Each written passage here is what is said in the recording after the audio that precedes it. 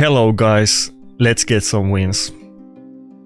I've been saying it like a mantra every video that I need to do full 3-hour sessions, and granted that doing 3 hours of live arena every day is quite much, but every time I'm like 1 hour too late, so we're only getting 2-hour sessions or sub 2 hours, which would be fine, but the other people going for top 100 are super serial about it, like Al Gore in South Park, and I need to step up. I'm starting to dwindle down a bit. Not really even because my win rate almost seems like average. There is some people that are much higher win rate than me, and there's also the opposite. I'm not really that far off in terms of that, but I need to play more games, so for top 100 it's definitely... there is competition out there. But maybe if I pick fast and I only get wins, maybe 2 hours can be 3 hours in that sense. Also, you guys probably heard about it today or yesterday, because the video is gonna be recorded like one day earlier. It takes me like, if I make a 2-hour video, it takes like 5 hours to render and compress the video and upload it to YouTube and so on. So just by the pure logistics, it's kind of almost impossible to upload a video of live arena on the same day, especially since you can do live arena battles whenever you want, though Plarium has said that they will change it at some point. But you guys probably heard about the Assassin's Creed like a collaboration, and you probably saw the first champion is the Enzio or whatever he's called. You probably saw it yesterday, and there will be more later on with actually I can talk about one of them. So we heard about one of them. We can only talk about it tomorrow, but this video is gonna be uploaded tomorrow, so it's fine. But there's 2 champions now that we know of, and more coming, of course. Commodus plan, yeah. This guy is pretty high points too. So they seem to be, and probably there is gonna be, kind of like with the turtles, that probably there's like one support or some kind of utility one, but so far we have 2 of them, and they're both nukers that seem kind of like they tried to make them possibly relevant in both PvP and PvE. They have specific interactions for both of them, but they are like squishy nukers with some kind of utilities to stay alive, and kind of pseudo evasion on one of them, and other one is like, if he has buffs up, then he will always stay alive with 1 health. And they seem very interesting, and I'm not enormously like sold yet on the first 2, but then again, I wasn't sold of Predator when I read the kit first time, but I like where this is going, so there's a good possibility that some of those champions might be useful for me, and maybe some of you guys too that are not very fast and are not running like nice and, you know, top tier, like Nice and Siegfried and these kind of top tier mythic tanky nukers. Maybe some of these will be useful ones. They also kind of seem to have a kind of team synergy, almost like the turtles. It works a little bit differently, but basically if one of them deals damage to enemies, all of them will do like execute ability or passive with their skills, and that sounds interesting. Like the issue with turtles, or not issue is maybe a strong word, but big thing that holds turtles back in live arena is that it's impossible to, in practical situation, to come out with the full turtle team, because it will be so easy to counter, and for that reason nobody runs full turtles or almost any turtles. You will see Donatello and Leonardo, and I don't think I've seen the other turtles once, except I think... Oh fuck, Donatello passive. Except 2 times I met the full turtle team, but it was like super easy. You just ban Leonardo and it's basically impossible to lose. But the full power of turtles doesn't come without the full combo. You can still do decently with 2 of them, don't get me wrong, but there is quite a lot of other good champions too, so they are not really comparable if we talk about like Nice or Embrus or Marius or Predator and so on. But these new Assassin's Creed champions, since they do have the partner synergy and they clearly so far are all nukers with PvP utility, though the 2 so far I'm not sold, but they have PvP utility and survivability despite being like squeezy nukers. And that you might be able to maybe combo 2 of them and not need the full team. I think there's a very likely chance that they will see some use in Live Arena. Depending how many we get them, of course, and if there is like one really big standout on them. And... okay, do I have enough damage? Let's go. And even though we always complain about Barium, let me tell you one thing about them. They're not stupid. Like, they know what they're doing. We know you can kind of extrapolate this based on some leaks that we know in the past that some champions were like, one example that I brought up many times is that Harima full skill set was leaked like a year before she was released, and the skill set was exactly same on release, so the champion was fully done year before release. And before Harima they released a bunch of champions that ignore defense, like I think George, it was released a bit before Harima, and bunch of others. And what I'm saying here, and I'm not like saying like, okay, bad Barium, they're scamming us for our money. I mean, kind of, but I'm not even complaining about that. But they release things intentionally in a certain order, like the basic old thing that you create a problem and you sell the solution. We get ignore defense snookers that, you know, revolutionize PvP. Instead of Tranda, we have somebody like George that does like 5 times the damage in PvP. And then we get Harima. So they know what they're doing, they're not dumb. Like, we can already see that they're releasing some squishy noogers with survivability like in their kit. I say that as like a specifically that they're not like tanky champions like Nice. Okay, fuck. That was kind of close. I almost thought I was gonna go here. I thought I was gonna win. Seemed good. Well. But yeah, I'm excited about the ninjas, or however you want to call them, assassins.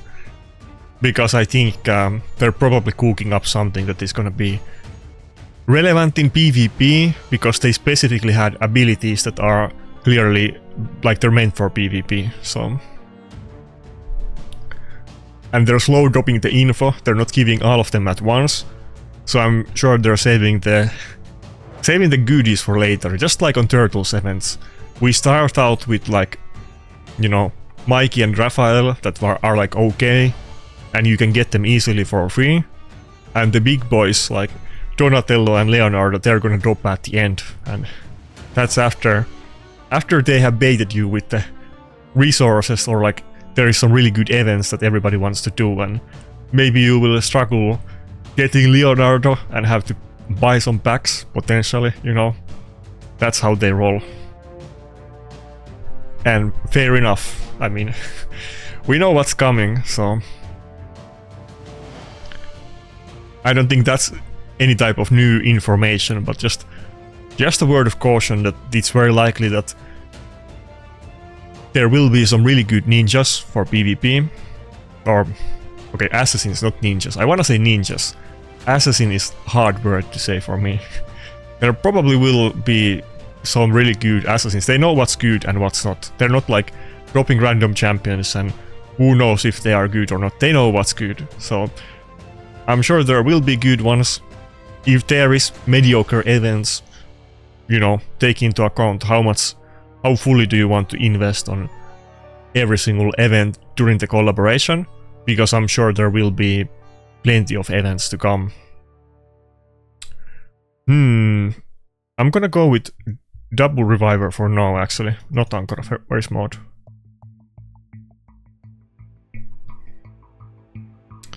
Maybe I can actually whip out the Wukong here. I mean, he has the Predator, but let's see what he picks first and then I decide. Now that I have the Wukong geared, I might as well use it, and he's not going with Empress, he might go just with double nuker. Let's see if he goes with Empress or something. Also, before anybody asks about it, yes, I have Wukong on Polymorph. He's built as a full nuker and only has 4-star blessing. I think they did an event for Wukong if I recall correctly for this. Oh, he went for UDK. Damn. I don't have Crackling Roots or high accuracy on him, so I don't know about that. I don't think we can go with the Wukong actually. I wanted to, but can't. We have to go with Galleos.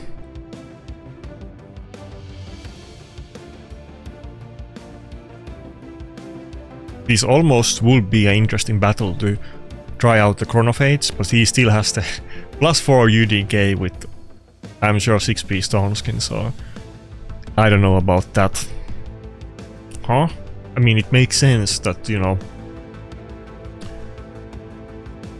kind of not really, but like he has the UDK, he banned Galleos, but maybe this guy is not familiar with me.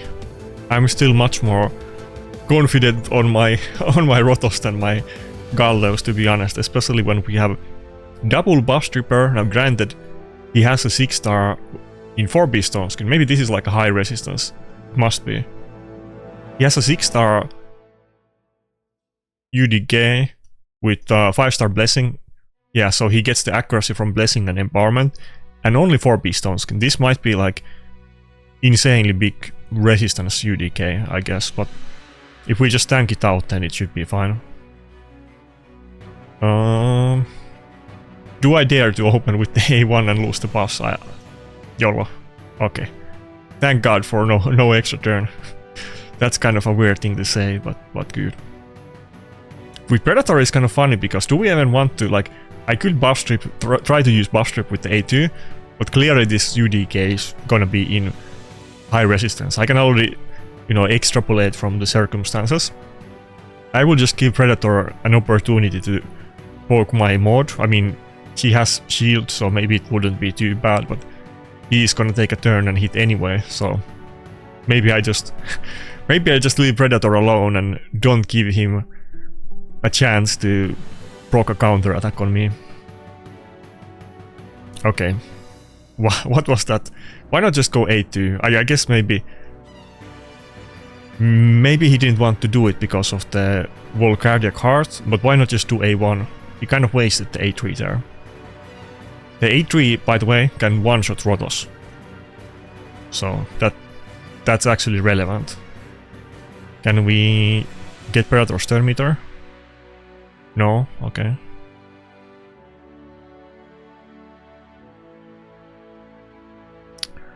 I mean, I like what he's doing.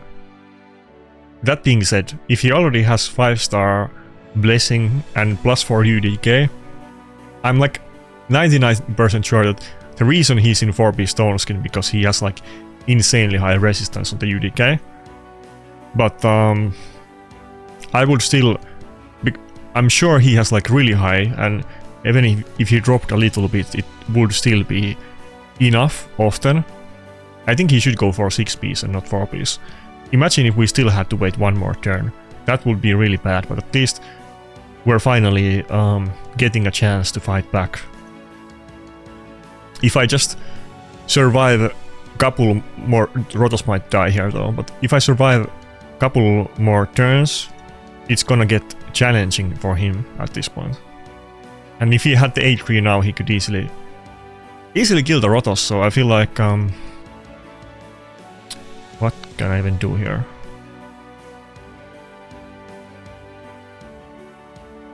I want a polymorph Predator, but he has the whale up. I don't know if I should do A1. He's gonna die anyway. Let's just try to cleanse boss. Okay, maybe I shouldn't have. Well, as long as Rotos can pop off here, maybe. Maybe there's still a way.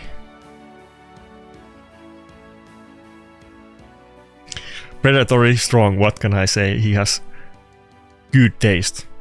I'm kind of afraid now though that he's gonna get his cooldown back soon and Rotos is not gonna have good time. Okay, do I even want to do A2? I kind of wanna, just to heal Rotos full, but Maud is likely gonna die. YOLO. Fuck, no passive. Let's go. Okay, is he gonna... I'm pretty sure he has the AoE nuke now, which should one-shot everybody except Duchess, or at least Rotos. But he might get the solo.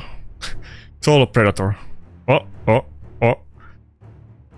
I'm almost surprised my Rotos survived that, because he doesn't have any Ward of the Fallen. I'm really in bog. I could have easily lost that, to be fair, so I maybe got lucky in this battle.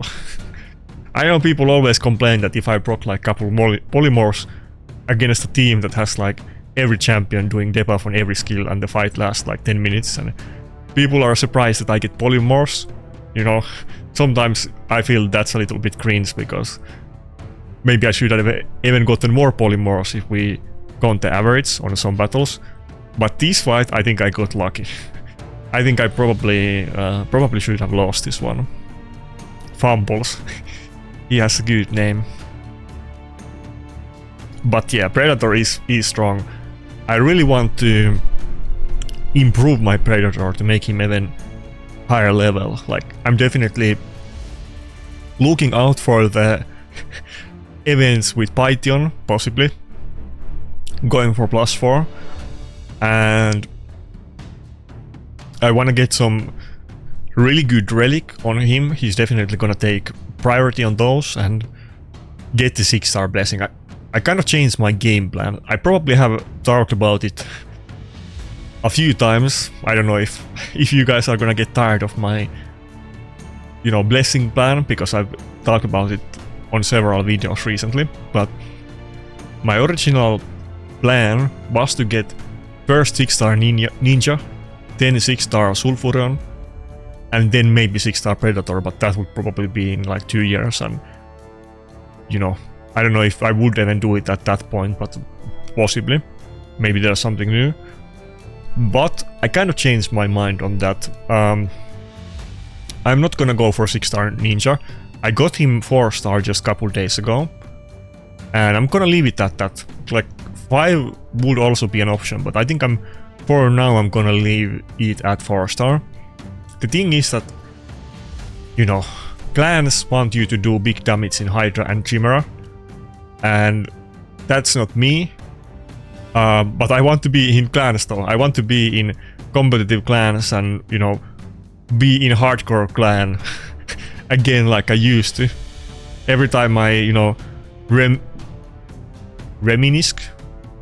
Every time I'm reminiscing the old, you know, best moments of Raid, they were like in the old mad times when the meta was a lot more like you could do weird things and do really well, and it was, how would I say, it was more approachable to everybody. Of course you would have advantage on spending or if you got lucky and so on, but there was more option to like be creative, and just I was in like a hardcore clan and there was like a shared sense of like community. Everybody was super try hard and super active and chatty. I kind of missed that, but I'm so trash in PvE, and PvE is so mandatory for PvP people or any like hardcore class that it's an obstacle that I must overcome if I want to do that, because all the clans will, even if they would let me in, they would get mad at me for sucking on Chimera and Hydra specifically. But the thing is that Ninja might not even be enough. Even if I had Godly Ninja and 6-star blessing and so on, that would not be enough. I didn't realize. I didn't realize the level of madness that the clans are running, that actually I need like Titus and I need to do 100 billion damage in PvE, which I want to do, but it's not even realistic with Ninja, so I just gave up. Of course I'm gonna focus on PvE and try to improve my scores, but for now it's impossible. We'll see if it's ever gonna be possible again, but for now I'm gonna give up on my plans to get 6-star blessing on Ninja. I'm just gonna save my resources. Maybe I'll get Titus, maybe I'll get something else, maybe Titus gets nerfed, maybe there's some other better champion in the future. I'm gonna lay low and do training and wait for the opportunity that hopefully will come at some point. And I'm also not gonna go for Sulfurion next, because it's kind of the same deal. That I wanna do, and I'm gonna do, but I'm not ready yet for that either. Even though I feel like way more ready than I was 2 months ago. Fuck, I wanna do A2, but we're not gonna kill the Nice, I think, or maybe even Marichka. We're gonna try. I'm gonna kill it, but not on the second form, I mean. Because I need to kill it on the first hit. So I'm gonna get Sulfurion, but I'm actually not gonna...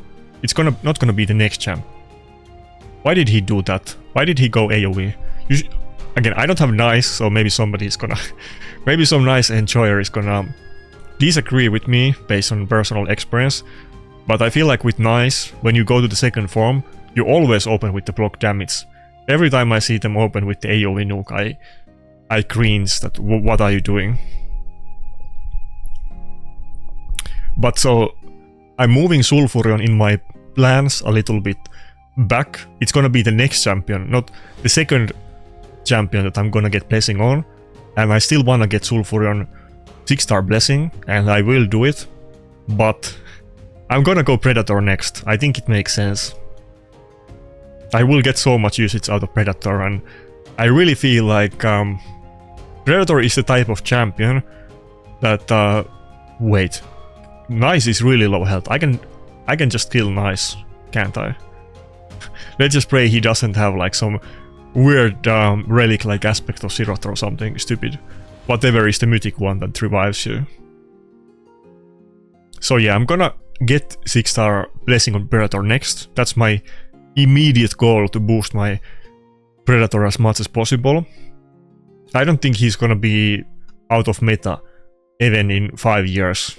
That's a very bold statement to say, because the meta is a very fickle mistress, and if they just add one champion or relic or item set to the game, one champion can go from meta to like complete irrelevance or barely usable, kind of like with the Harima example. But Predator is so...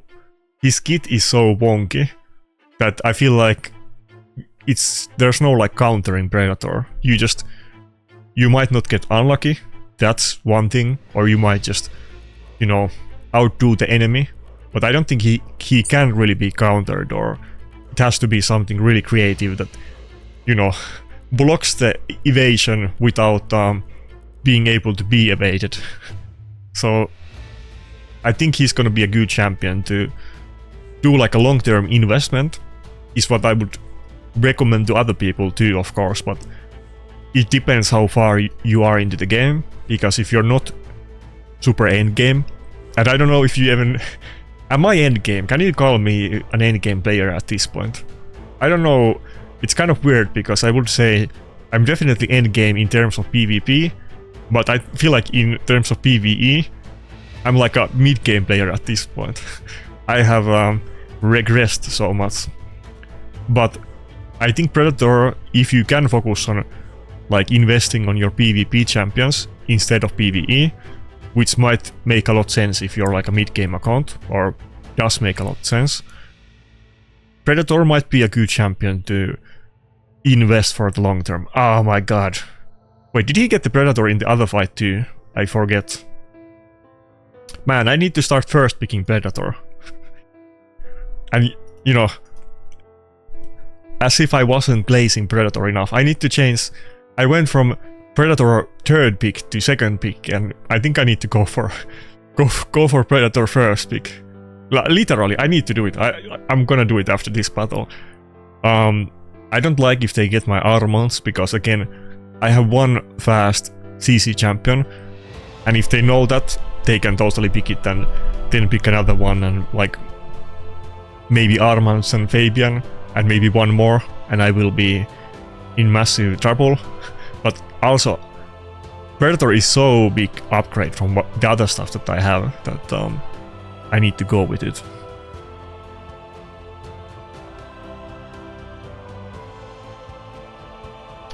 Yeah, they're barely even letting me use Predator. Come on, guys. Oh, fuck. I need to start using like Carnage soon or something. Like, we need to get creative. Go Necret and Carnage. That's kind of interesting option. Plarium is gonna... Where is my Necret? Why has... Oh, there he is. Right next to Carnage. I don't think I'm gonna pick this though, because he already has like triple buff tripper, and I'm a little bit scared to do it. I'm very tempted though. Okay, I'm gonna try it. I don't think this is a winning strategy, but I wanna see what happens. But, so... I made the video about the new relics, and Plarium kind of gave like one information that it doesn't require accuracy, and then they said, oh my bad, it actually does. And there was a lot of weird interactions with the, what you call it, something dice, devil dice or something along, let me double check from the images. Diabolical dice it was, yeah, I don't even have to check it. The diabolical dice has very finicky, weird new interactions, and nobody is sure yet how it works, and I'm gonna get confirmation about them tomorrow. But there is one thing that the devs gave answer, but I'm not sure if they were correct about it. The one, not the one that does it require accuracy, because they said originally it doesn't, then they double checked and it does require accuracy, or at least they said that so far, but they're triple checking the devs now to make sure, because, you know, they fooled me once, so I don't believe. Now we need to fact check everything. We need to fact check their fact check. But another option, so when one content creator, I forgot who, asked them if the damage increase effect, if they have abilities on cooldown, if that applies outside of their turn, they said that the skill, like the effects of the relic apply outside of the turn.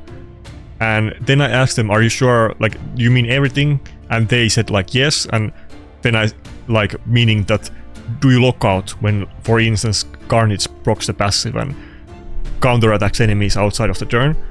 And they were on the impression that it does, which sounds really strong, and I'm a little bit skeptical if it really works that way, which is why I asked them to double check, and they said that they're talking with the devs and will come back tomorrow, or maybe the day after this video, or the day that this video will be released, but I will make a post about it if it's interesting, like on my YouTube community tab. But how we didn't get more? But let's say that it just it can lock out people outside of the turns, and that part of the effect is not like once when you get the turn, then it's like you can do it once and not do it multiple times with the counter attack outside of the turn if you already procced it. Oh, he gave up. That's a big Carnage win for me. not a typical pick for me, but what I was just going with this on Carnage is that, let's say that you can lock out people every time you hit with A1 or single target ability with that relic, and Carnage will attack with his A1 single target all the time because of the passive effect. And right now Plarium community managers is under the impressions that it works that way. If it does, Carnage might become super meta, so we'll see about this. Whenever an enemy hits this champion or an ally, has 50% chance to counterattack with this skill. Chance increases by 10% for each debuff on enemy. Everybody knows this ability, of course, you know, at least if you're endgame and you have him or you played against him. It's very powerful. Now imagine that every time you do this, you lock out the enemy. Like, what are we gonna do with that? So possibly that will happen. If it does, Carnage will rise in popularity. Of course, that's gonna be very niche, that you need to get like a mythic relic, and in that condition it's way stronger than it used to be. But that's what meta means. Like, you know, it always comes back to the Hilvi. And somehow I made this video about Hilvi, but you know, what I said about Hilvi being good but not meta, people took offense on it. But if, like, you know, level 50 player finds Wukong very useful in arena, that's good for him and valid point, but that's not what meta means. And the relic might be meta, meaning that probably most people are not gonna have it, but in top arena, if it works like they say that it's gonna work, then I think the top accounts are gonna run Carnage a lot more than they already were. And this might have some very serious implications. I think if it works that way, and people kind of already do it pretty often, not 100% time, but fairly often, that you don't even... Oh, we got Fumbles again. I don't know if Fumbles was trying to dodge me and I gave a long speech, and then he's like, how is this jerk? Like, was he waiting to snipe me or something? But right now, maybe like half of the time, which is most of the time on other champions, people build Carnage in 4-piece Stone Skin and either 4-piece Lethal or Savage, which is basically the same thing. But they might go for a 6-piece in the future if they can always lock out with the A1 counterattacks. Or maybe 4-piece Stone Skin, 4-piece Swift Parry, which people already do sometimes. Or maybe 4-piece Swift Parry and 4-piece Savage. All of those combos are... Wait, that one you can't do, okay.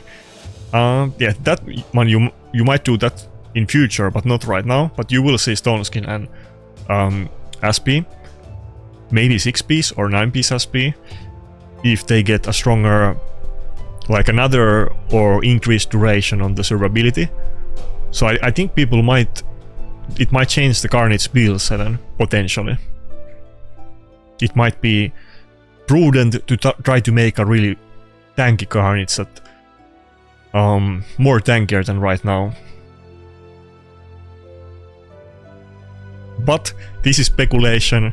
We need to find out how the interaction actually works before I can really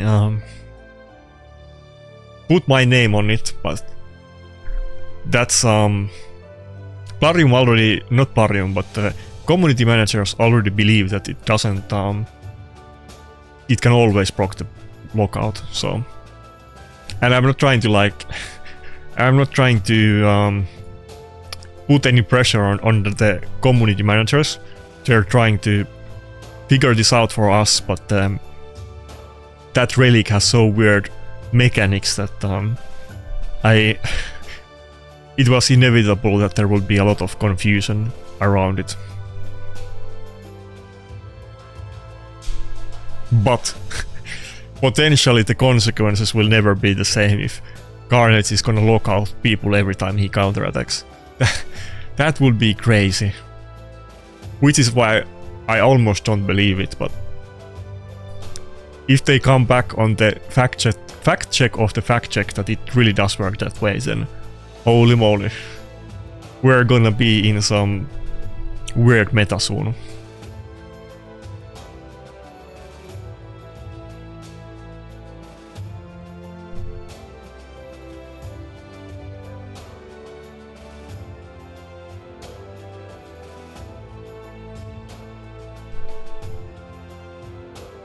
Let's go.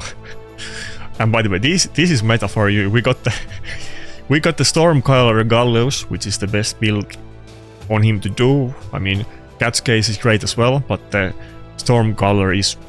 I almost prefer that. Marius is already kind of a utility champion and not full damage anyway, so I really like it. But we had the Battle of Titans. Stormcaller Galleos versus my fat Volcardia card Duchess, and Galleos got one shot. Doing pretty good today, only if I played the full session and could shut my mouth a little bit more and get more battles in, but so far so good. Actually it's just 4-2, it's not nothing crazy. These battles were yesterday, but it feels good. We had 4 wins in a row against good opponents, though 3 of them were against fumbles, so my bad about it. I wasn't trying to snipe him or anything. I don't know how that happened.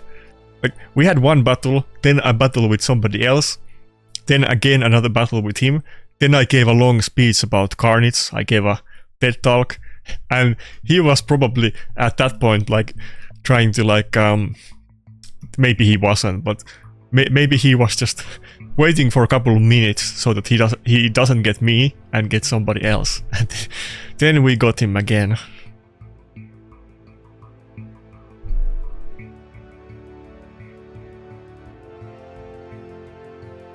Maybe it was just a massive coincidence, but almost feels like he was trying to dodge like Predator. Except he didn't block the passive. Okay, I'm literally gonna do it. I have to go first, pick Predator. I refuse to let the enemies have my Predator at this point. I need it. But I'm sure I'm gonna have some battles where they get both Fabian and Armans, and maybe I will change my mind after those.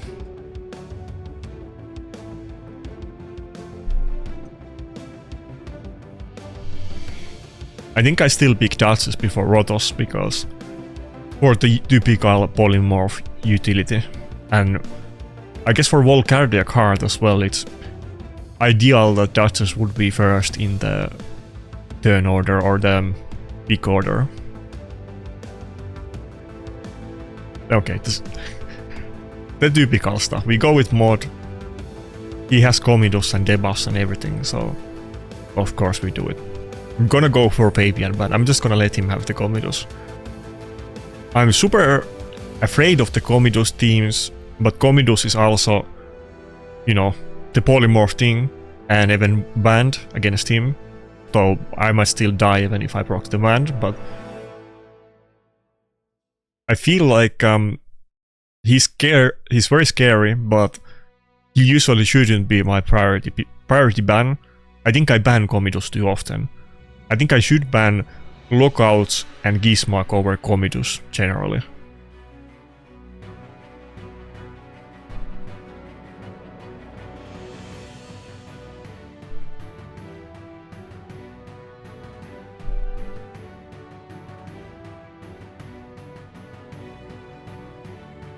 Okay, intercept, Comidus, and very typical, you know, meta builds on everybody.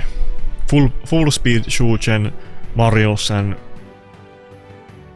Empress are in 4-piece stone skin and intercept Comidus. Oh, okay. Oh, we got double counter attack though, so that was the passive and then Deterrence, I think, because of the stun on Mod. Yeah.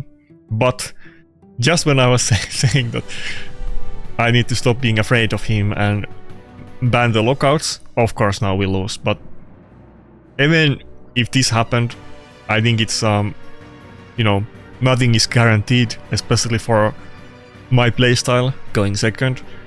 I think I just need to, this is the reason why I'm scared of the Comidus, but I need to let them have the Comidus over some other champions though.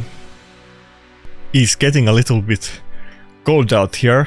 I know it might be shocking because I live in Finland and it's winter, but that happened.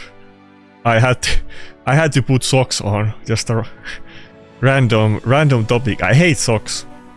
They're just annoying to the hair in my feet, and I prefer to chill in home without socks. But it's so cold, I had to put them on. My feet are freezing. It's like, I'm not cold outside of it, even though I'm in a t-shirt. But it's cold enough that my feet are like dying at this point.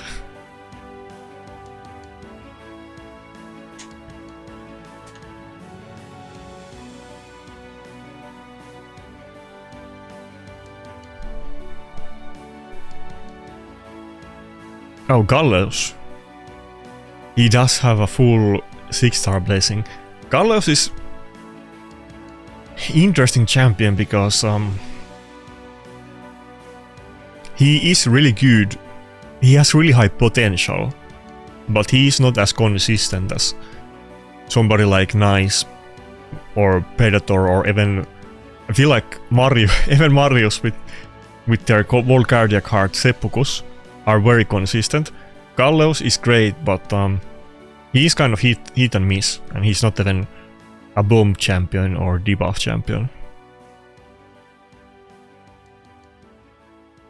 But do I dare to go with Rhodos is the question though. I think I go with Nakarada on this one. I leave the other nuker for later. Yeah, he's obviously gonna do the decreased defense, and he can even do double hit if you have decreased defense and he does A1. So might be good that Rhodos gets this, but then he could go for my Duchess plan, of course, and I wouldn't have any reviver, but at least we're gonna have shields with Nakarada. Yeah, I think I still go with Rhodos. I don't dare to go Wukong. I mean, I could go Wukong and ban Empress. I guess that could be an option, but I'm still gonna go for Gizmark ban. He's just gonna have to boost Empress. He's not gonna be able to.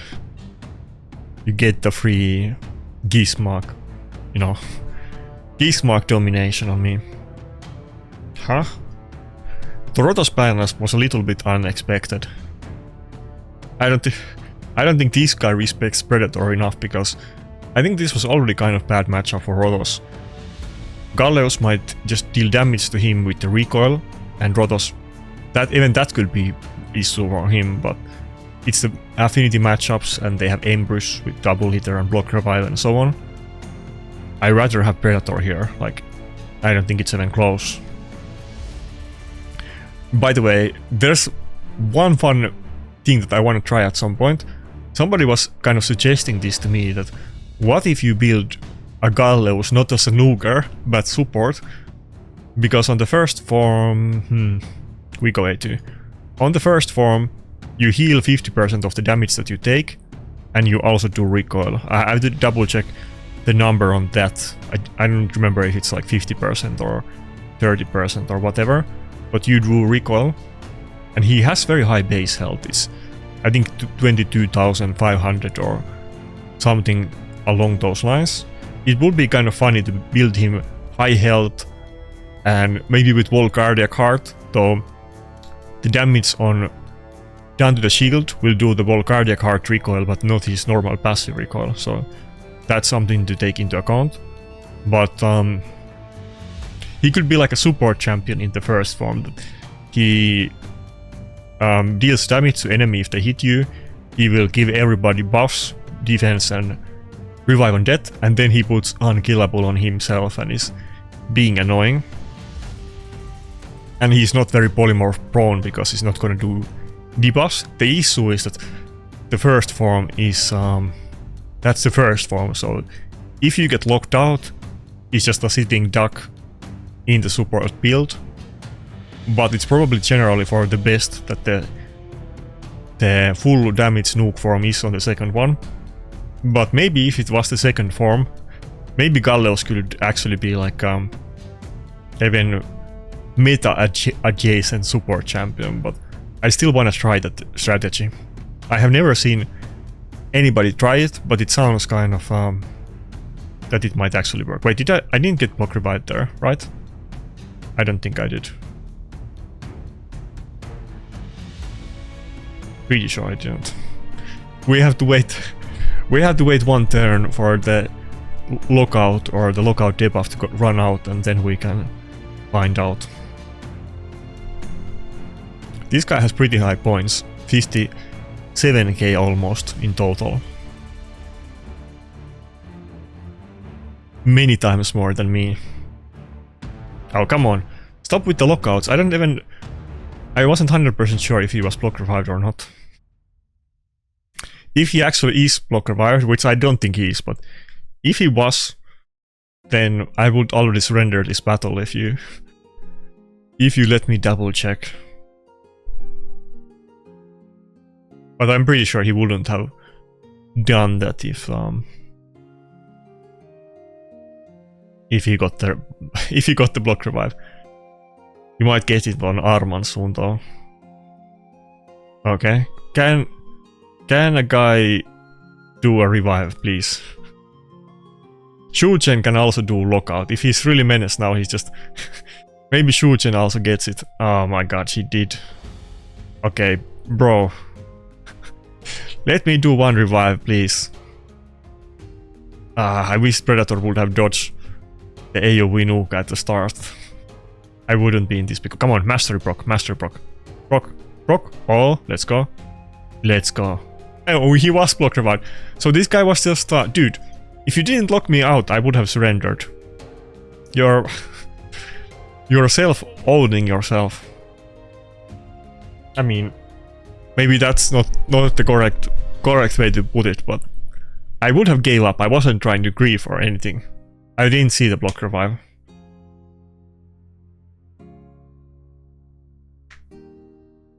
Little bit unlucky. We got the kill on Predator. We could have easily, if he didn't die there, we could have easily destroyed him if we just got one more turn. Maybe I should have opened with the A2 and done AoE nuked and killed Embers instead of going for Gallows. Maybe that was a mistake.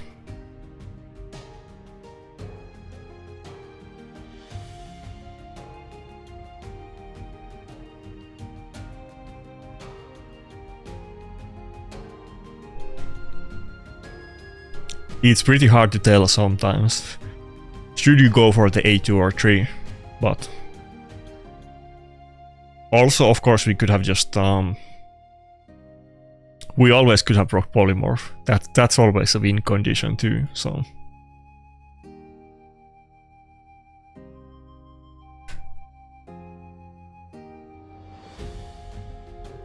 okay, we were doing so well, and now I start losing. Now we need to bounce back.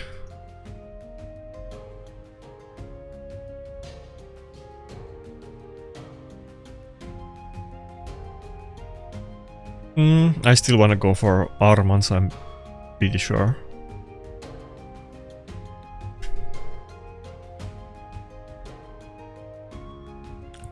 Now we have a slight dilemma. He has both Nell and Gizmark, and generally I would ban Gizmark, but the blessing levels do make a big difference. And I mean, generally I would ban Gizmark, but the Nell has higher level blessing, so I'm not sure if I should actually go for the Nell ban. I think Gizmark is generally better than Nell, and Nell is more for Classic Arena, where you have a specific matchup, where she is great. But if she doesn't get polymorphed, she can of course one-shot your team easily. It's very RNG. Well, I mean, just like the other champions in that kind of archetype, like, you know, Gizmark, Odin, Hilvi, Comidus and so on, but I think she's more RNG than all of those other ones. She's the like least inconsistent of all.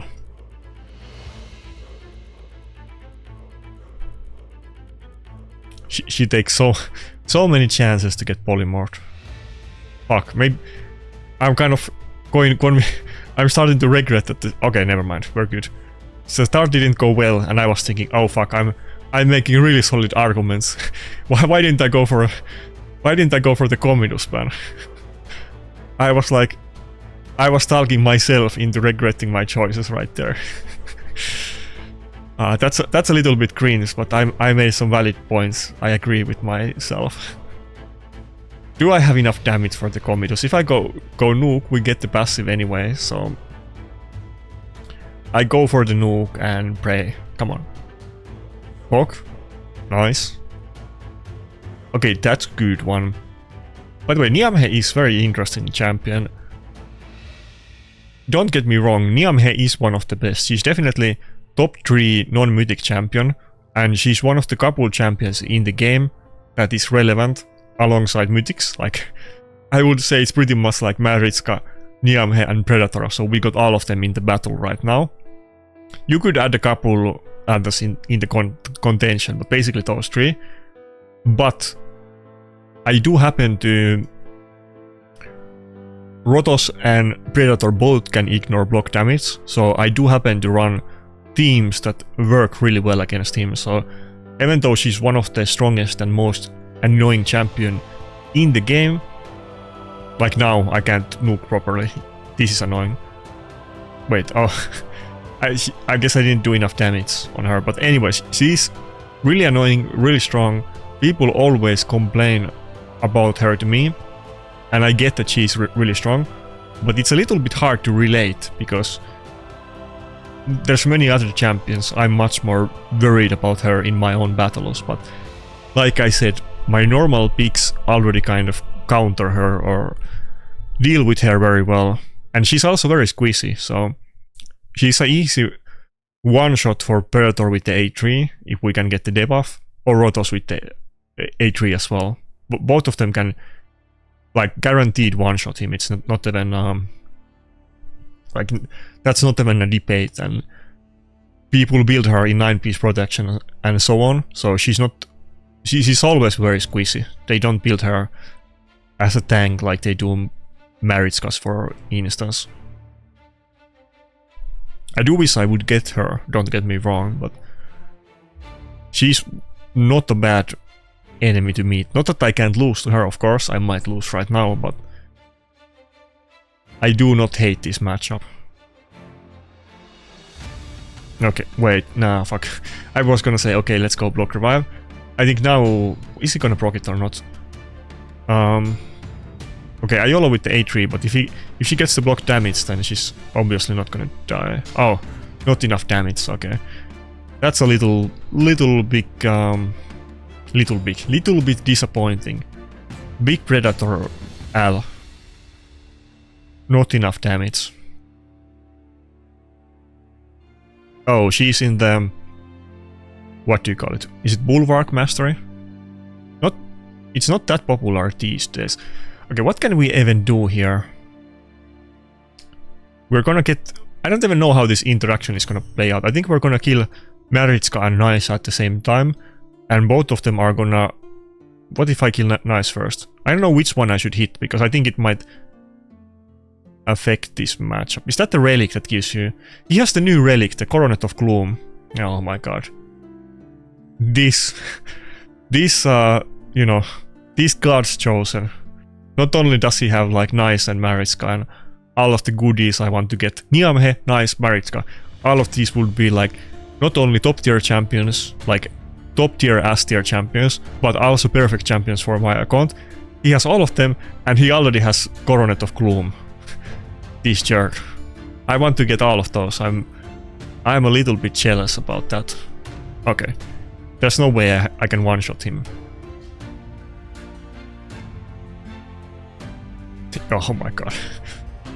Ah, goddamn Nice. That's way too tanky. Even... We're doing so bad now. We're having so, you know... winnable. We're fighting against good accounts, of course. But they're so winnable, and I lost 3 times in a row. They were all, you know... I could have easily won all of these 3 battles. Like... I feel like I even, you know, I'm sure on average I would win maybe 2 out of these 3. At least that's what I tell to myself when I go sleep tonight. I feel like I could have won all of them, but I lost them all, and now we're gonna have a bot battle of shame.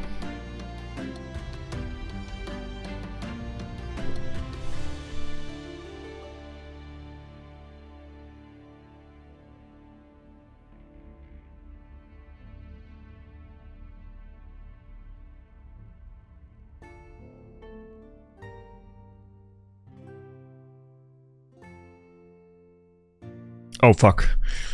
I went to my old habits. Oh, it's a bot account. Okay, very good. Well, actually, he's probably gonna pick Predator. Okay, no.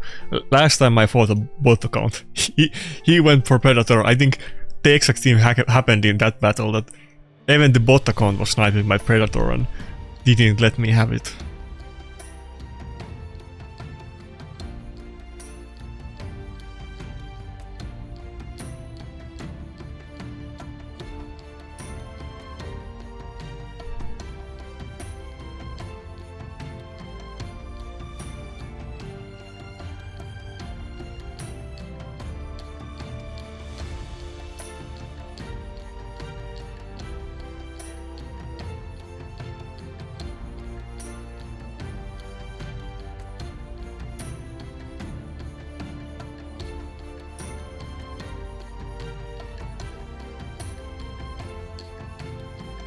I'm getting a little bit distracted, but it's a bot battle. I'm getting a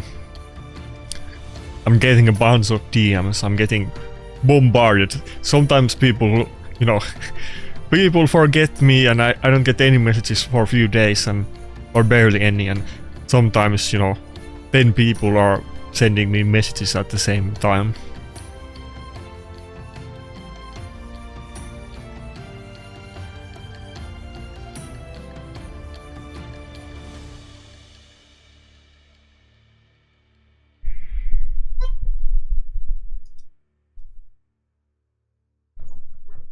Okay, finally I got the win. Let's go.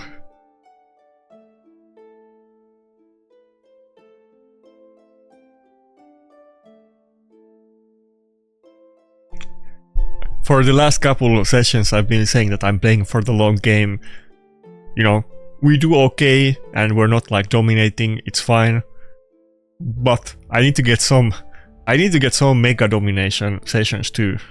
Otherwise I'm actually gonna fall behind, and it's already looking a little bit iffy.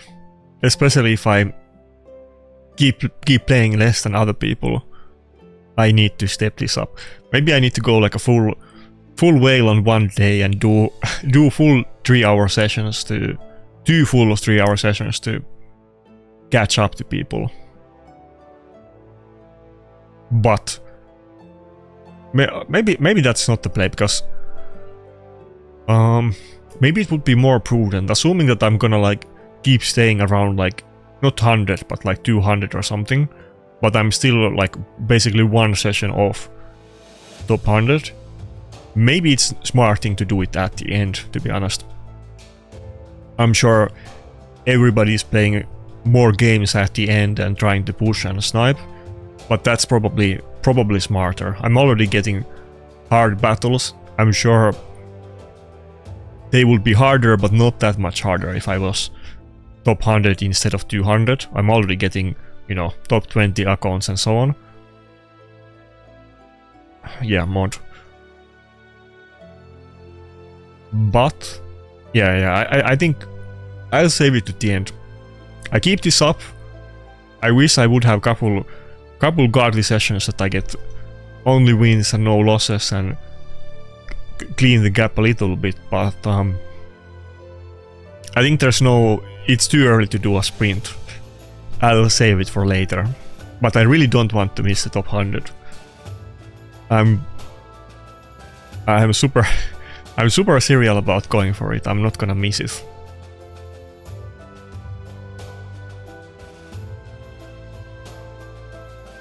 Maybe Panda is gonna pay people at the end of the season for each win that they get on me, so that I don't get top 100.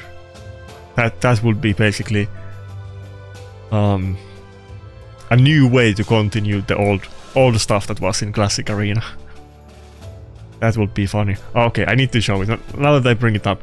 Not to bring Panda off, like Panda on the videos often, but so we were kind of talking about all the stuff today, and I was looking for old images, because I have like a Imgur account that I've been using for like 20 years or something, and I have thousands and thousands of images there. I found some old funny pictures. Let me show you one of them. I found this one, for instance. like a meme about when Mad and let me move a little bit. When Mad and IPR were feuding. Not to be clear, this is like friendly banter. I never had any issue with IPR.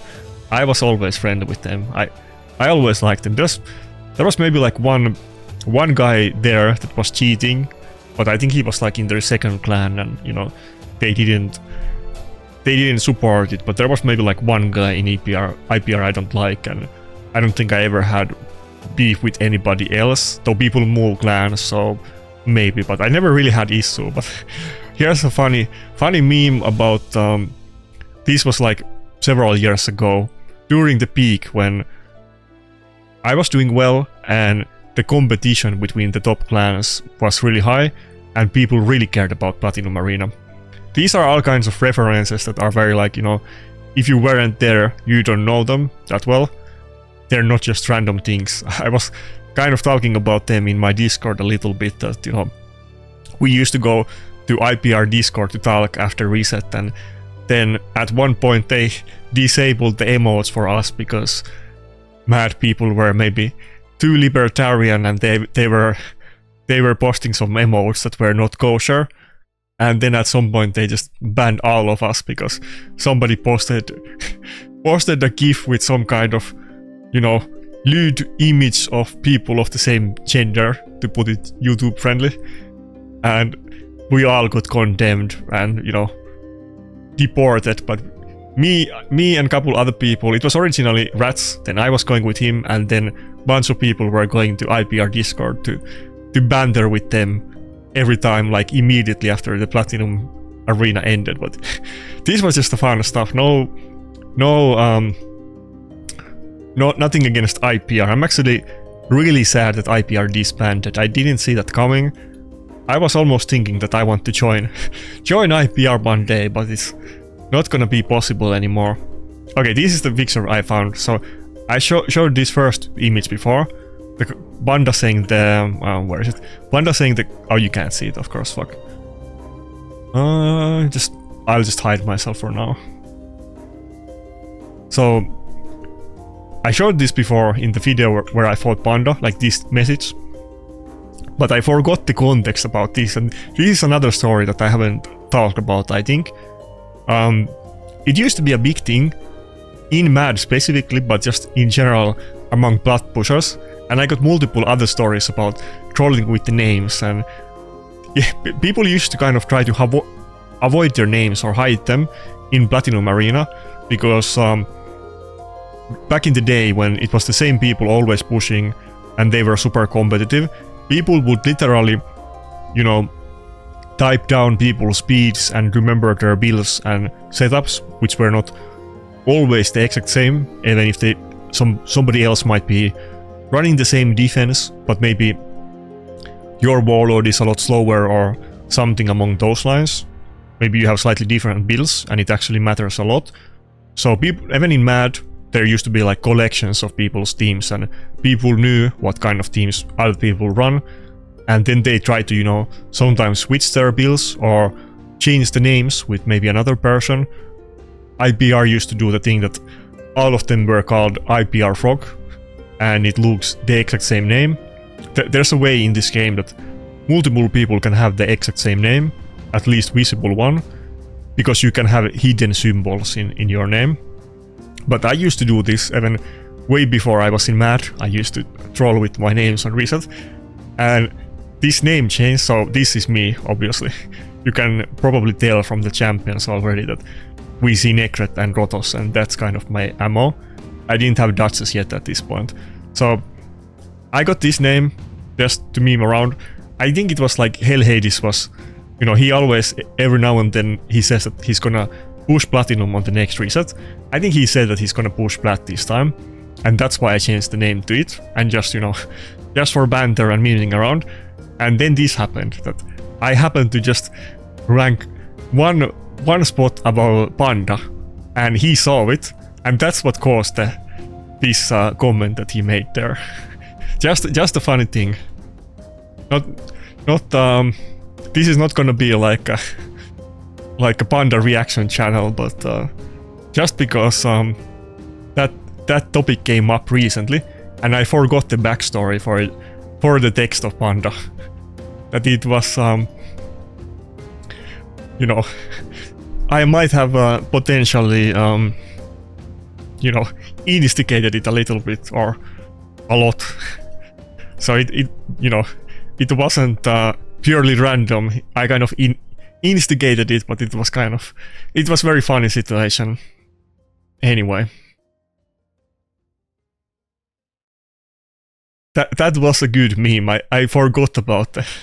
I forgot about that picture, and that was the reason why he said it.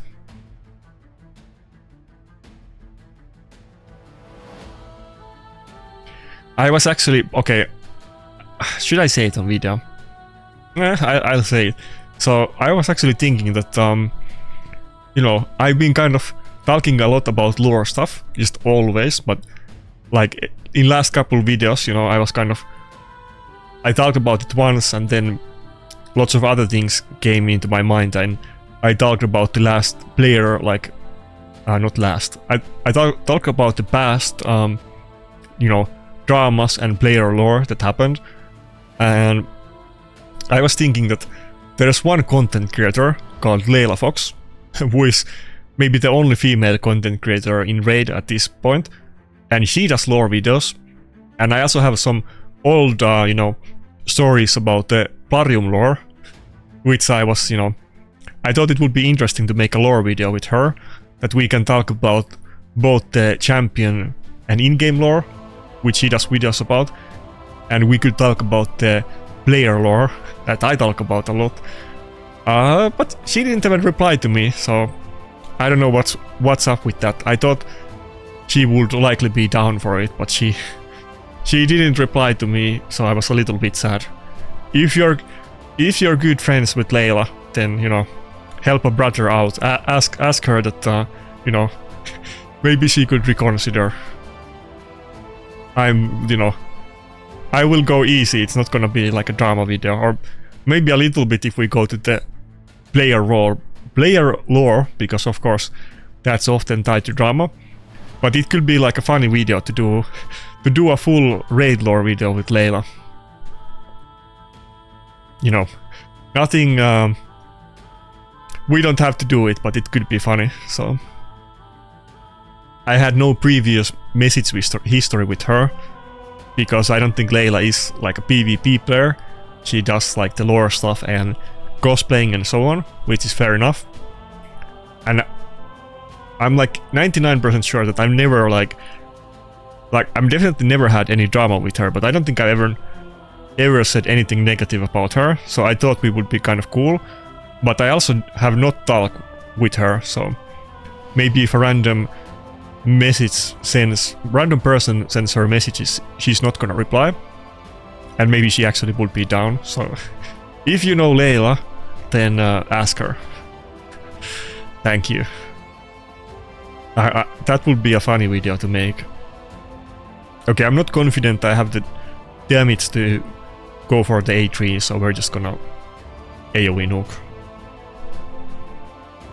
And last time I was in this situation, and I got the blocker while on the Gallows, and then that guy dominated me with the Embrus anyway, so maybe I just always need to nuke. Embrus is too scary. Even though Predator should be tanky enough to take a Embrus nuke, but last time he didn't, so. Okay, he's gonna proc the passive, right? Is the A3 waste? Yeah, A3 was waste. I wanted to save A2 to maybe do it on Embrus, but I should have seen that coming. I mean, I saw that coming and I did it anyway. Maybe I should have just done A1, really. That's kind of POC. Not only did we remove his...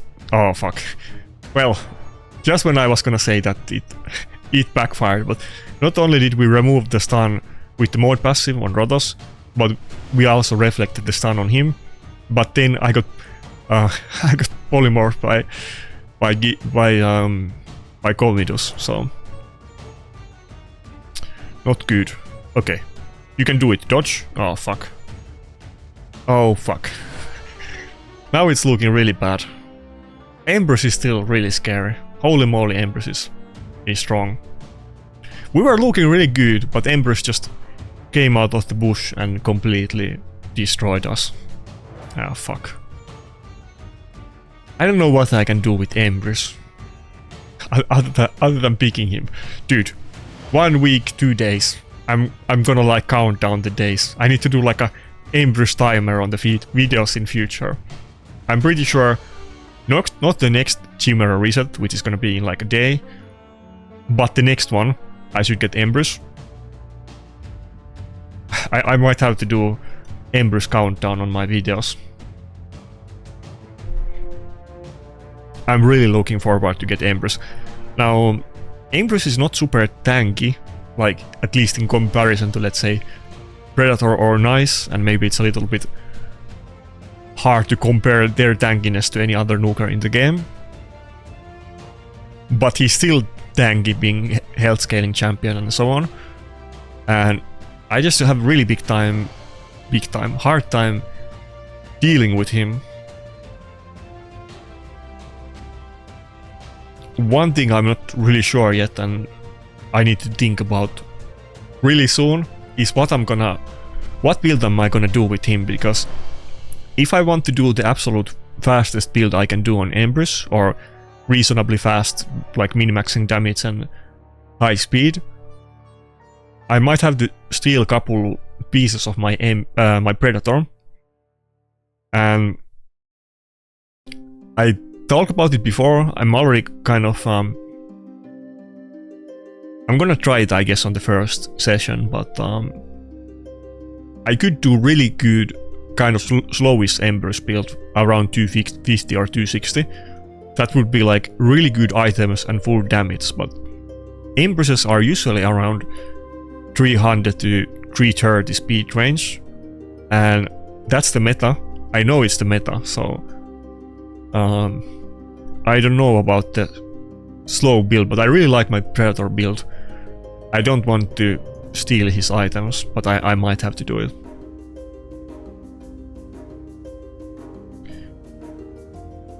We have to go for Gizmo, but last time I got demolished by Commodus. Come on, I need some RNG now. I'm a little bit down on this session. I'm starting to feel the pain and get depressed at this point.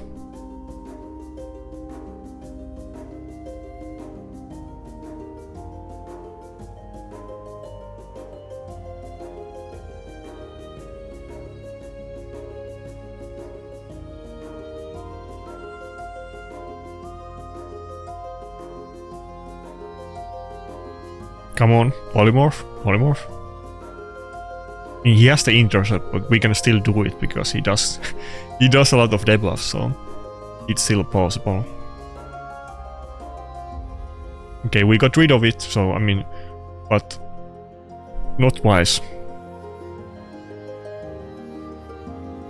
But only 2. Fuck, Armans got locked out. That's very unfortunate, but Maud is semi-fine. Duchess is not locked out, and she's not gonna die to those bombs. Yeah, we're good, we're good. Ah, is he gonna put the revive on death on everybody? Now I can get petrified when I nuke. And I have to go for the AoE nuke. I don't think I'm gonna one-shot them. Oh, nice. Okay, good. Now it's a lot better. I think I do just A1, save the A2 for later. Yeah, just go for nuke. Don't think about the A3. I need to open with the nuke so that we get the passive proccing up, and it just puts a lot more pressure on them, even if I block revive one of the nukers, but it didn't turn out well last couple times I did it, so.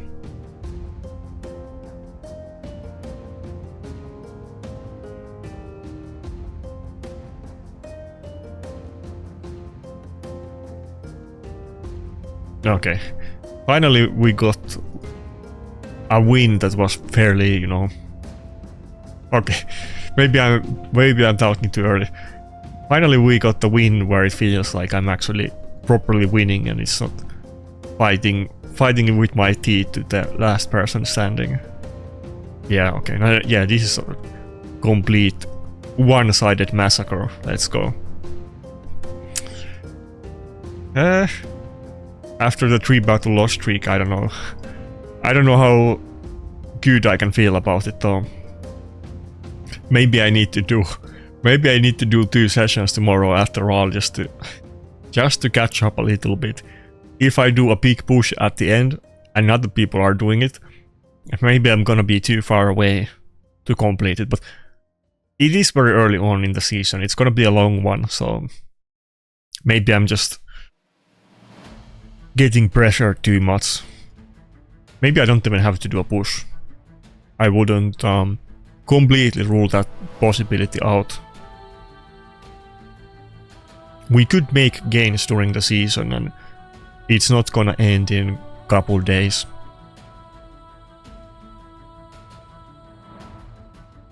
Maybe I get lucky and I get the Death Dealer, a second one, and then we could first of all try the Kamikaze build on Empress that I see sometimes.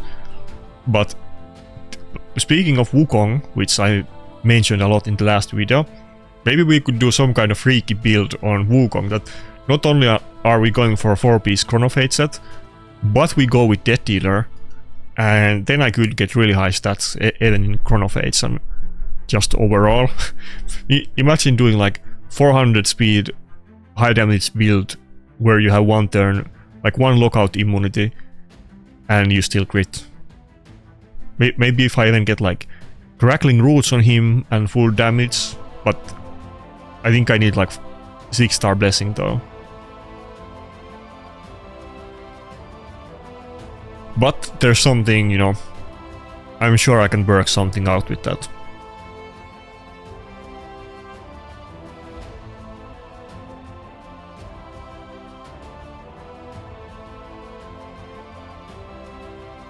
Okay, speaking of Carnage, we got the Carnage battle.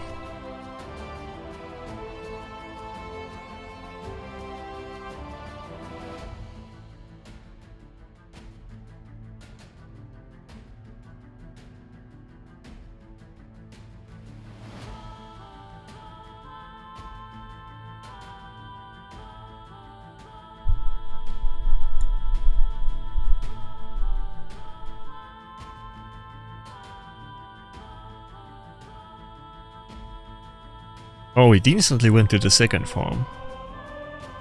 Interesting. Usually they don't do that.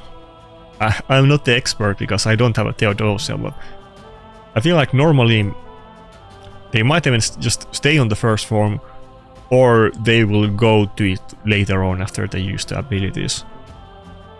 I don't see her too often in the second form. Quite many battles in before she does it.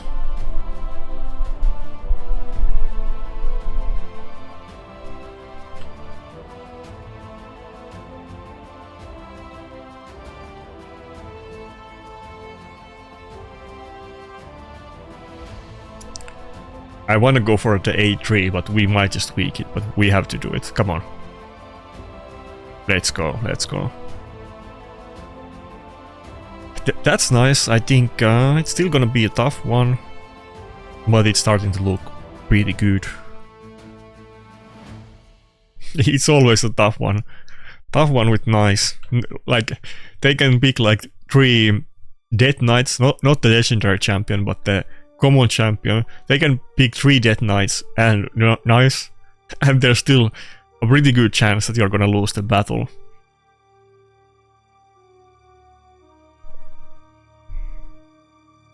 Imagine instead of pulling like Aphidus or Mikage, like my 3 pulls so far are Mikage, Aphidus and Gallows, and this was before Gallows was buffed.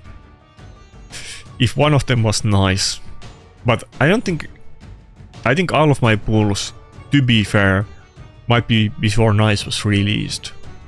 I don't think I got a single Mythic Champion pull yet after Nice, so... mythics are kind of hard to get if you don't buy shards, even with those, but especially if you don't. Fuck. No? Didn't we have enough damage? I thought I would. Oh, I did. Okay. Yeah. It's really nice when you can kill nice even when he procs the passive. That's a big reason, outside of just general doing more damage, why I really want to get a damage relic on him maybe someday, or focus on his build and get the 6-star blessing, because he's so great, he's so reliable, and you know, maybe reliable is a weird way to put it, but you know what I mean. He always can put out the fight, and he's really strong. If he just did a little bit more damage, like if my Predator did, let's say, 10% damage, I feel like that would affect my win rate in many battles. Specifically that nice interaction. Quite many times I would have won the battle if the first hit of the A2 did just barely more damage than it does. And that seems like something that is attainable. It's not too far off. I mean, you always want more damage on nukers, of course, but if only I would have gotten the Coronet of Gloom instead of the, was it the second or third last nice guy that we fought.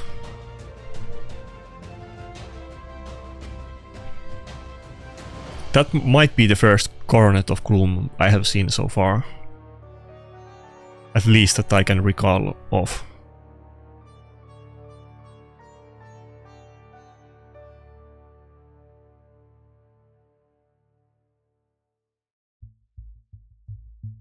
Okay, how many local champions are we gonna see? 2 or 3? Okay, that's... I mean, that's good, but I was expecting like something more scary, like maybe a Fabian and Gizmak or something like that. We can still go for the Armand Span, and yeah, I think this is doable. Do I pick Necrot? Is there anything really interesting? I don't think so. There's nothing else. Yeah, we go with this. Maybe I could have gone with UGK, but I'd rather go with Necrot.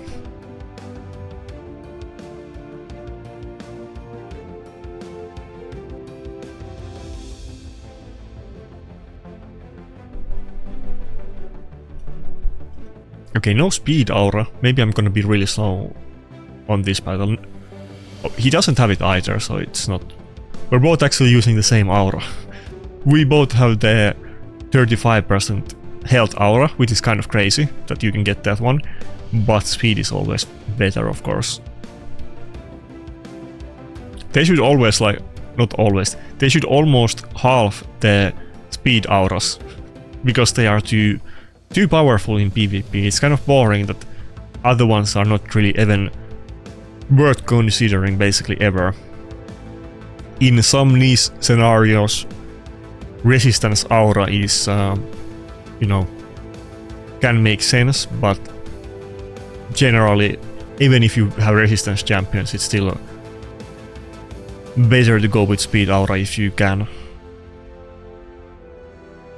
And health aura, even if it's like the big aura, the 35% versus like 19 speed or something like that, you still always want to go speed. Nice. I wish my Necrot had polymorph. I think I would use Necrot a lot more if he had 6-star blessing. Can you imagine that?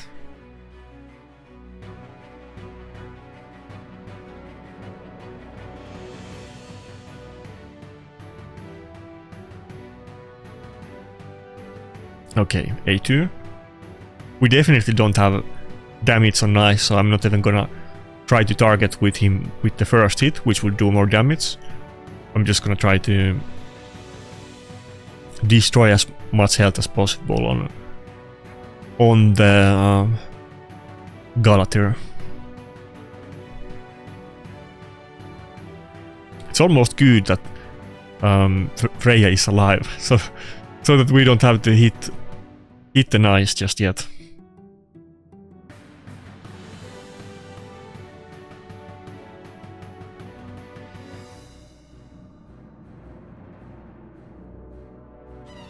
Okay. What can I say? Somebody is not gonna be happy that the polymorph haters are very vocal about their hatred. Their, what's the word? Xenophobia? Not xenophobia, I'm thinking of another word. Basically the same thing. They're very vocal about their xenophobia against, no, prejudice. They're very vocal about their prejudice toward polymorph. They don't like it.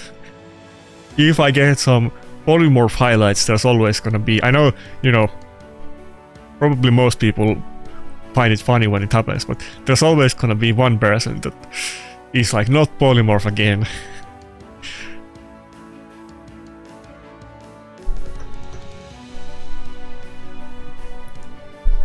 Drock would get a, I don't know if that's a, yeah, maybe that's a bad joke to make, but you know, Drock can take jokes, but I think Drock would, sorry for the insensitive joke, it just makes sense, but I think Drock would get heart attack if he watched my videos, because he wouldn't be happy about the polymorph. I didn't mean to make any kind of reference to his health problems, because, you know, I feel, you know, for him about that. It's a little bit, you know. Anyway. Drock, on that note, by the way, Drock kind of inspired, not that I haven't thought about it outside of that, but Drock kind of inspired me or motivated me to start, you know, working out again. So that's kind of, in part because, you know, Drock situation, I also want to get more fit and become more fit like I used to be in the past. It's cringe to say, but I actually used to be really fit, and I'm not like in terrible shape, but compared to how I used to be, I feel, you know, I feel I have disrespected the honor of my family or something, because I actually used to be very athletic.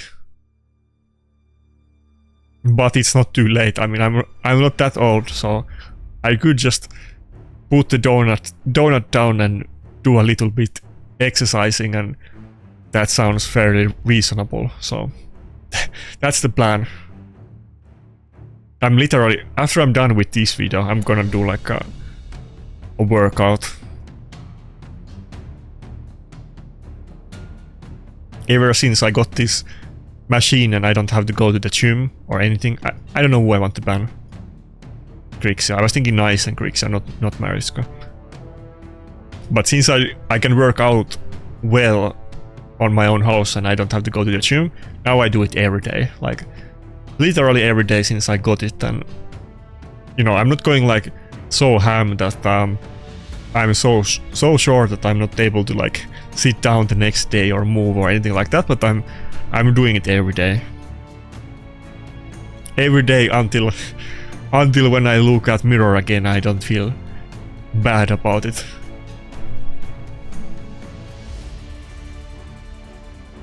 And maybe I should keep going and not stop again. So,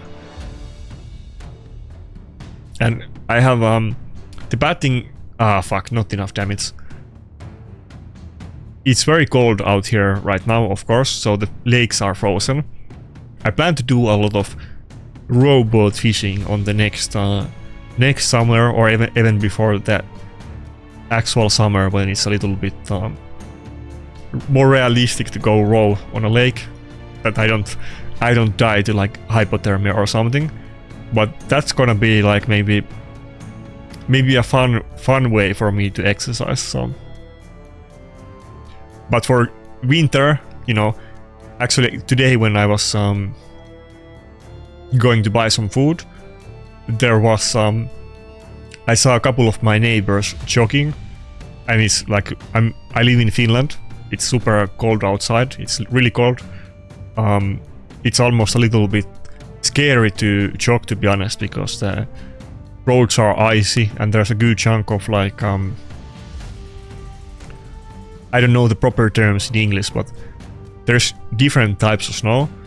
and there's like brittle snow on top of the like ground layer, which is like it's brittle when you step on it, but there's also like more solid icy snow and like just ice on the ground layer, so it's, I wouldn't go you could easily fall down.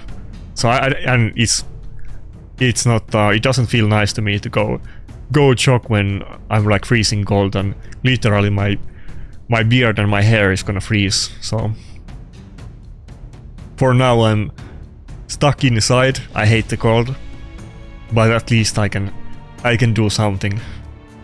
I definitely would not go to the gym every day, even if the plan was to do it. If I had to, you know, if I had to go to the gym and not do it inside my own house.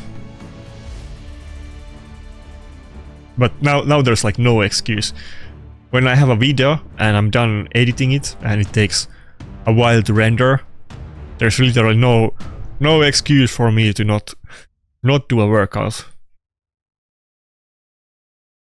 I mean, I'm sure I can come up with one, but that's you know, that's not the convincing. It's not good enough. Oh, did we get something? Dude, let me show my gemstones. I think I have like a bunch of those. I'm sure everybody feels the same way, but yeah, I keep like getting the same stones. On some stones, like the pentagonal ones, I don't know if these are actually meant to be rarer than other ones. I barely have any of those, and for the champions, you know, often there's like one relic that makes a lot of sense for him, and then there's maybe like one specific gemstone in that entire what do you call this? Entire gemstone archetype that is actually relevant on that champion. Like maybe which one is the one? Like these are mostly like support things. There's only support ones. There's only a couple things that are relevant to damage dealers, and if you don't get them, then that slot is kind of wasted. I really need to work on my gem game, and for some reason I keep getting these circle stones. I even have a bunch of these on my champions because this is all I get, and these are very niche and only, you know, relevant on debuffers and supports, and I really want to get some damage ones and tanky ones, and I'm not getting those. I have one really good gemstone though. I have one of these 10% damage on kill, which is obviously very relevant on Predator. I hope he gets another one, of course, but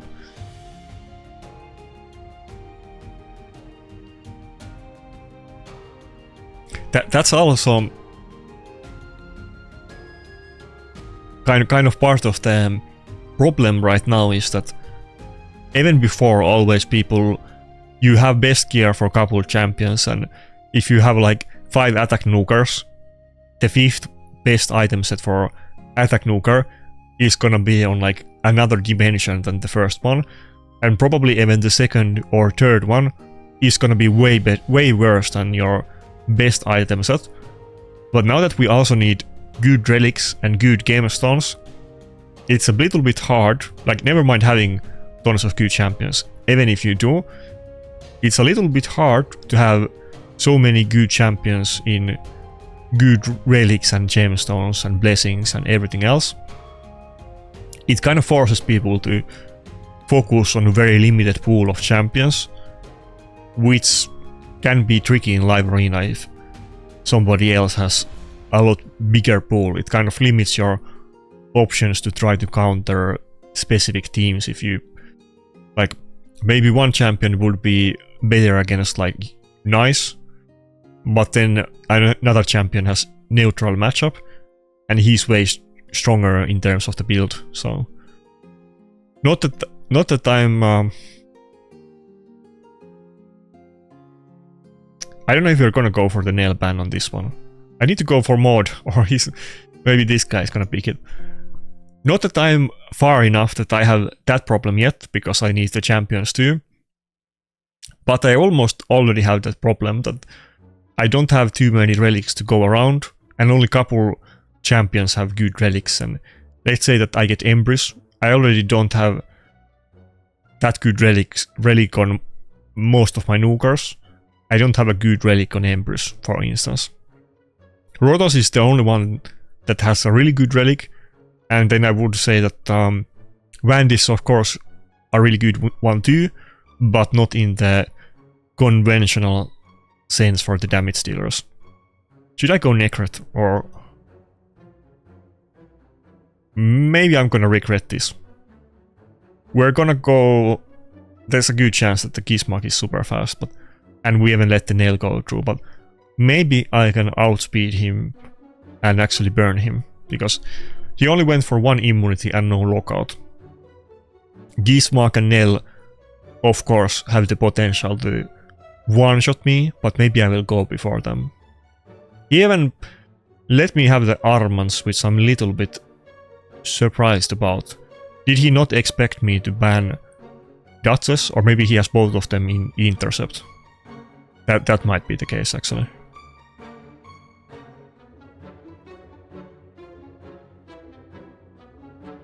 No, both are in Stone Skin, which makes it even more weird. That why would he let Sulfurion pass? I'm a little bit perplexed. He's gonna be faster than me with one of them, I'm sure, or both of them. No, neither one. Okay, now I'm really perplexed. He also picked Mountain King, which is very sus. Mountain King can hit really hard with the A2. Outside of that, he's not so good, but the A2 is a one-shot. I don't remember last time I saw somebody pick a Mountain King, so it's a little bit saucy. Maybe he's trying to make a point or something. Mord almost died to the nail, even though we got a polymorph. Looking good, but I'm still dying. The nail is so scary. Wait, the Nice is gonna be stunned now, right? If I do the A2. Oh, we got reaction. But okay, he was stunned and he lost. Should I save the revive or use it? But I'm afraid of getting one shot. What Mod might die. I think we have to go for A1. But he might just one shot the Sulfurion with the AoE nuke. Okay, okay. Let's use a revive. Maybe I should have used it though when Mod didn't die. Should I stall time? I think I should stall time. Might be a oh, okay, fuck. I was gonna say it might be a mistake because he's gonna get the block damage up, and I could have used it against it, but I kind of would have wanted to buy me a couple turns to patch myself up. Oh, fuck. Sulfurion gonna barely survive. He's gonna die after this, but we get the Predator. And now Mountain King is gonna get the pop off. Predator could still clutch this, but it's kind of looking like game over. He also got some Life Harvest on me. Boo is in Life Harvest. Oh, Mountain King is. Yeah, the nail got me. The thing about nail is that there's like a super high likelihood that she's gonna get polymorphed. I don't think there's literally any champion in the game that struggles with polymorph as much as she does, but we don't have the damage. I wanna do it, but there's no way I have damage. He even has the what do you call it? Whatever it's called. Definitely not enough damage. Ward of the Fallen. Okay, we lost this one. There's no way. Maybe we can kill Mountain King, but even if we dodge this... Oh, and we didn't. He would have had so many chances on Nice, so... Yeah, we couldn't have done it. I'm gonna say it. We got unlucky here. The nail destroyed my team. I know it was 6-star blessing. I think actually what I did with the bans this time, I often doubt myself after the battle. I think the pick and ban was like good. I just, the odds were, didn't go my way, but Nail did so much even though she didn't take any turns. if she got polymorphed, it would have been easy.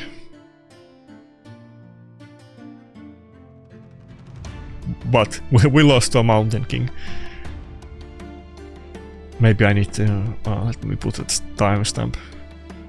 Maybe I put a little bit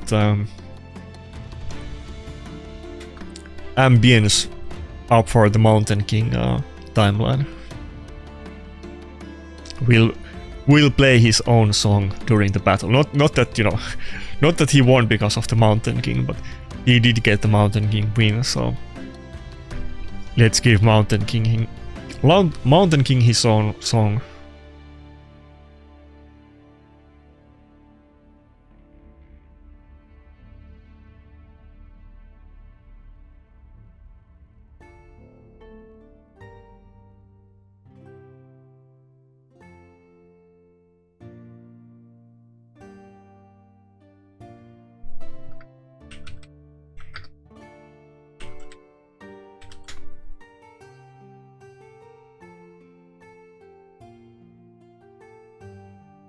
Okay, today, I think this is gonna be the last battle. Today was a little bit struggle, I'm not gonna lie. But next time maybe we do better. It's gonna be a little bit of cope of me saying that there's still plenty of time in the season and so on, but it's not wrong, so maybe it will turn out to be correct. I would be a little bit sad if I don't get top 100, I'm not gonna lie, because I kind of thought I could do it, but it's starting to look a little bit dicey. I haven't fallen off like top 500 or the rankings yet, but I think it's been like 2 or 3 days since I breached the top 100, which wasn't a problem in the first several days. I think we even peaked like top 20 or something like that a few times, not just on the first session. It's pretty competitive. Okay. Good job, Predator. We'll take that.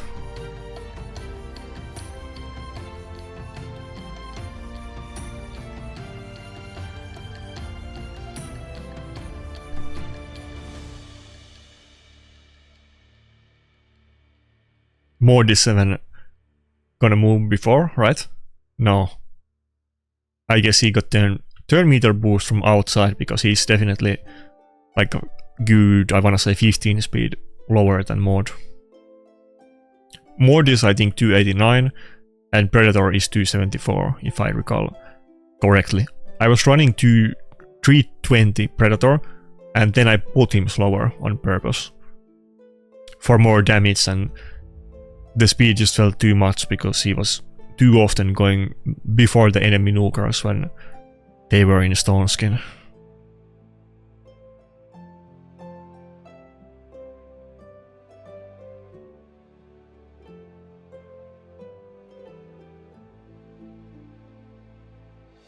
Can I kill Marius at least? Oh, even Siphi. I didn't think Siphi would die there. This was kind of fast battle. Do I have time for one more? Yeah, it's not even close. Okay. Let's see if I'm even top 300 after this session. I feel like I'm not gonna be top 100 for sure. I might not even be in the top 200s. I might literally be like 350 or something like that.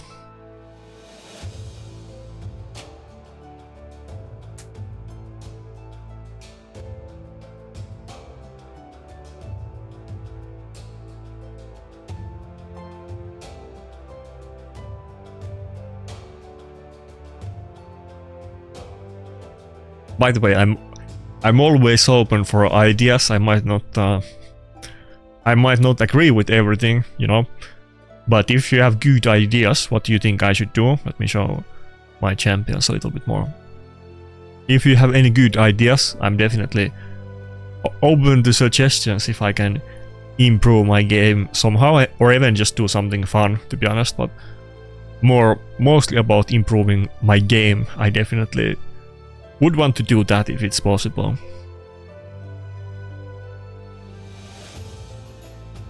As you can see, I hide my mic a little bit since it's in the camera is from that angle. It's kind of good that it doesn't really get into the way. I mean, not that it really matters, but I don't want to take too much space on the screen either.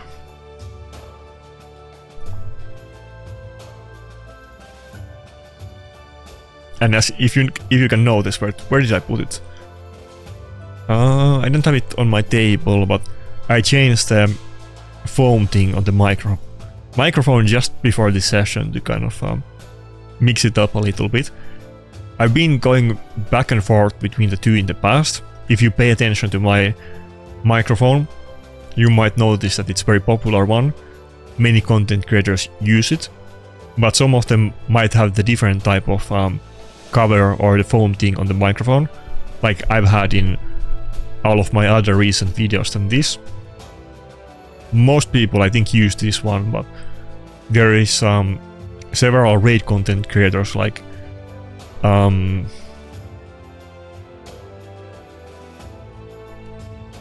Noob and Ash that use the other one that I normally use, even though most other people generally use this one.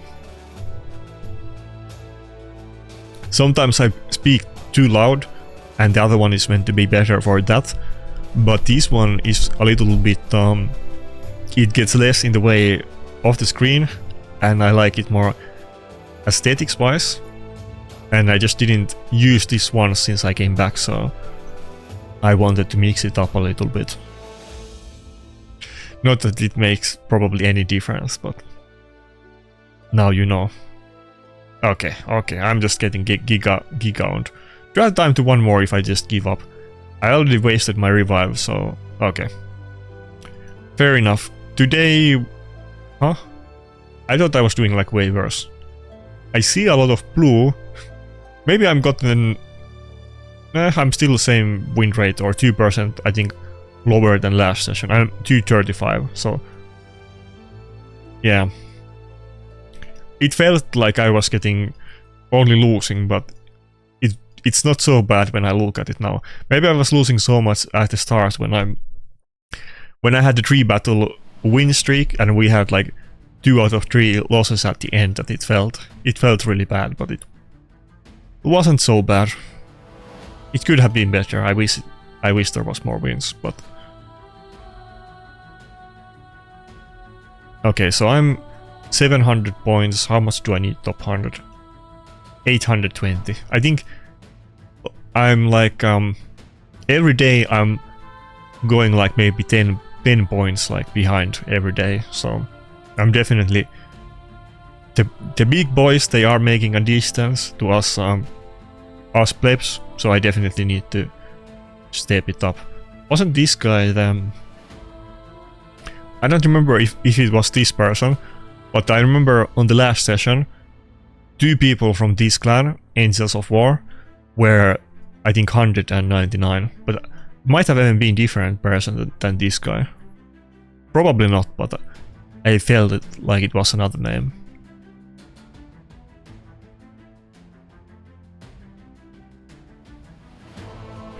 And we have, yeah, 3 weeks left of the season, so it's not gonna end anytime soon.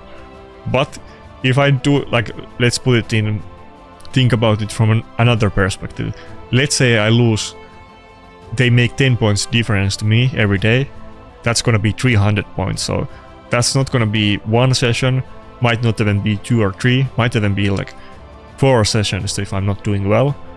So that's gonna be a big gap, and I need to start closing in on it sooner or later, or my dreams are gonna be not coming true. Anyway, that's it. Have a nice day and see ya.